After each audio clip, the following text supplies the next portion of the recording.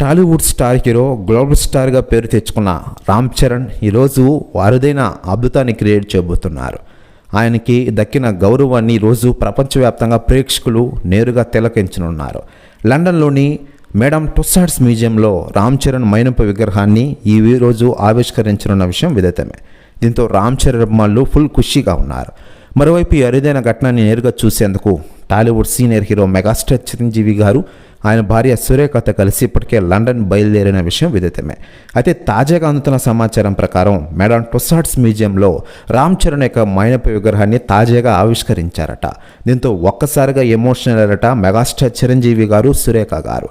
మరోవైపు లండన్లో కన్నుల పండుగగా రామ్ చరణ్ మైనపు విగ్రహాన్ని ఆవిష్కరణ జరిగిందంట. దీంతో అభిమానులు హోరెత్తిస్తున్నారట లండన్ వీధులని.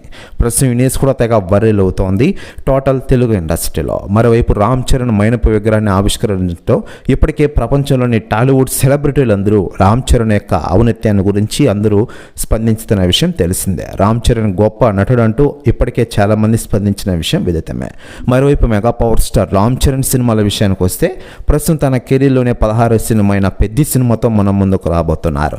బుచ్చిబాబు సానా డైరెక్షన్లో ఈ సినిమా వచ్చేది రామ్ చరణ్ పుట్టినరోజు కారణంగా గ్రాండ్గా వరల్డ్ వైడ్గా రిలీజ్ కానుంది.